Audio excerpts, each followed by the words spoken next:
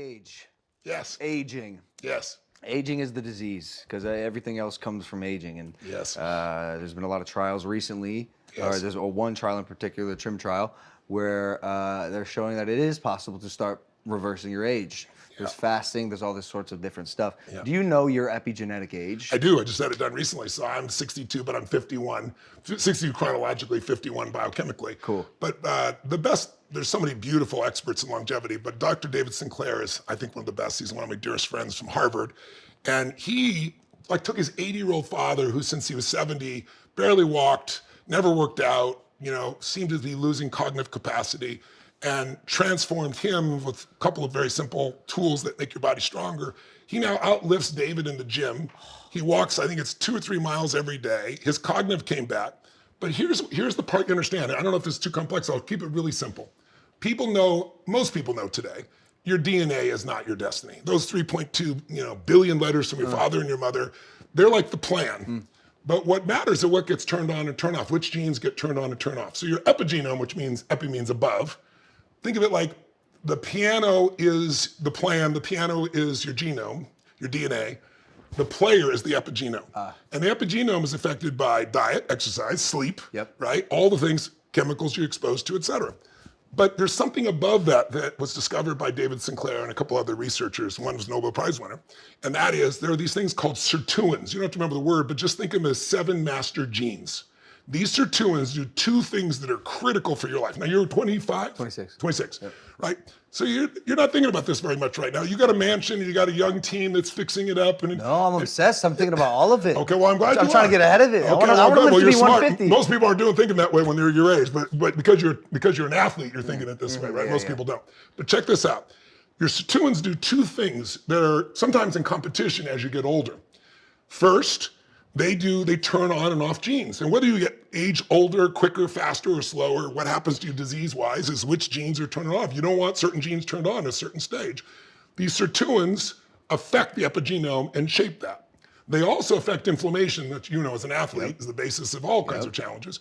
And they affect your mitochondria, which is the energy source in every cell in your body. So if you have high energy, that's strong. Well, they're the source that helps them to take food in and convert it into energy, into ATPs, I'm sure you know. So now, what else do they do? Well, they also have a competing component, because they can only do so much, which is cleaning up your DNA. So at 25, your DNA should be in great shape, but at 35, no matter what you do, because of exposure to radiation, et cetera, your night sleeps and things, it'll be affected a little bit. Well, by the time you're 50 or 60, you accumulate all this, right? Well, right at the time when you need it the most, these sirtuins have a fuel that you've probably heard of called NAD. And NAD, right, I'm sure you probably had an NAD infusion or something of that nature. Every morning, yeah. So NAD is wonderful, but NAD is a size molecule that, as you probably know, needs a precursor called NMN to actually get into the body. And NAD and NMN drop off the cliff in your late 40s to 50s by at least 50%. So right when you need it most, for cleaning up your DNA because of accumulation and for energy, and that's why people age. So what David Sinclair and his group did is they started with mice and they started seeing what they could do to affect those sirtuins by NAD, but by going to the precursor, NMN. So you can take a mouse and you give them NMN, let's take an old mouse. An old mouse, like a 70-year-old person, would be like a 20-month-old, 24-month-old mouse. You put them on, a ramp and say run, or give them direction run. The most they can go is usually a 1/4 of a kilometer. Whereas a young, powerful mouse can run 4 times that, a full kilometer. When they give NMN directly, the precursor to NAD that affects the sirtuins, that affects everything I just told you about, right? This cascading effect. They run within 14 days, 2 to 3 kilometers, 200, 300% more than the youngest and strongest ones amongst them. But here's the cool thing. You go, well, Tony, that's great. I always go, yeah, mice studies are great, but does it transfer to a human? So there's a company called Metro Biotech. Brilliant. They've got like 100 of some of the best longevity experts in the world. People, in my book, I've interviewed 150 of these people. Of the 150, there's probably 80 that are on his team that they've committed. They own a piece of the company and they're working on these breakthroughs. They worked on several products, but one of those is, if you go get NMN, you should get yours checked, the ones that you take. We tested 6 in the marketplace with David, with a lab. There was no NMN in it. It's like, I went to the lab guys, I said, are these people just cheating and lying? A lot of it comes from China. He said sometimes people do, but it's more likely it breaks down so quickly. Like in 30 to 45 days, it's gone. You're talking about in the supply of NAD. In the supply, like capsules that you get, because that's the thing that can supply you and give you stronger, right? So there is some NMN that holds up. David has some of that, right? We can talk about that. But here's what's coming. So this Metro Biotech created a synthetic form of NMN. Now, I told you about the mice, but will it really transfer to humans? So here's what's cool. For 2 years, top secret, they have been working with our military, with our special forces.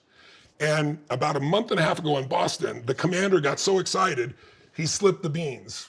And it was just in the Daily Mail last week as well. He didn't tell all of it, and I know more because I've invested in the company, and I can't tell you the exact things, but I can tell you what's been reported.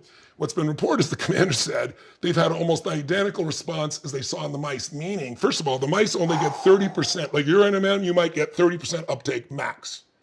This NMN has brought it to 300 to 400% of what you have in your body, which is why it's crazy. And he said these are the strongest humans alive, both men and women in the special forces, the most fit people, right?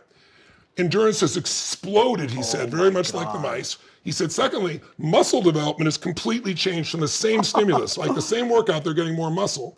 And then thirdly, the most important thing for them is cognition has gone through the roof, because when you're exhausted and you're out there in special forces, the ability to use your head is more valuable than your body at that point, right? Cognition. So the founder of this is a guy named Ed Shulock. He's actually coming here on Saturday. And Ed, he's just a genius of a guy, but Ed, he's going to show me more of what the details are, but he decided not to make this a nutraceutical. He's going through the FDA, so they're doing a parallel with the FDA. He thinks in 18 to 24 months, they should have their final phase 3 done, which means it would be a medication that anyone can get that is stable, so it doesn't break down. And so anyone can now start to have maximum mitochondrial power, maximum turn on and off. This is less than, you're 26. I mean, you'll be 28 and you have this for the rest of your life. This is about to riddle the water list, huh? No way athletes are going to be able to use this stuff. Well, I don't know that they're going to be able to block it from athletes because it's a natural substance in your body. It's just maximized, right? That's insane. Yeah, so I mean, there are things like this that you'll see in the book that you go, this is crazy. So I show you what you can do right now, and then I show you what you do the next 12 to 36 months, not 10 years from now. So you know what's coming so you can take advantage. I mean, if you walk around this house, you see but infrared sauna? Of course. Okay, yeah, we in I have lasers. I have a guy made it for me, $250,000 laser, gave it to me, but he's the best laser guy in the world. I'd write about it in the book, Dr. Castellini. I have a laser bed. I used to have one of the ones that they used to make, that I'm not trying to think of the company, but he's the guy that built the initial lasers. Just genius stuff. So, no, I use all the above. And saunas is crazy, isn't it? The simplest thing for your audience, 4 days in a sauna. There's 3 major studies done over the Finnish people. So there's millions of people there that use the sauna all the time. And obviously, which sauna you use, you can get better results, obviously, with infrared. But it's unbelievable. If you use the sauna 4 days a week, think of the people unlike us who just don't work out or it's not their gig or they don't feel like they can. They get in a sauna 4 days a week for 18 to 20 minutes at 160, 48% reduction in the ability to have a stroke, 52% reduction in heart disease, radical change in people's blood pressure. I mean, there's these little things, like tiny things you can do that change everything. I don't know, I'm sure you probably know, but like broccoli sprouts. Broccoli sprouts, people are worried about cancer. Broccoli sprouts, there's 1,000 studies on them. And for women, they not only reduce your chance of cancer through the vote, but they reduce breast cancer by 80%. Holy shit. Yeah, I mean, and this is all science. This is not some airy-fairy person talking about things. But most people just don't know. See, I like that.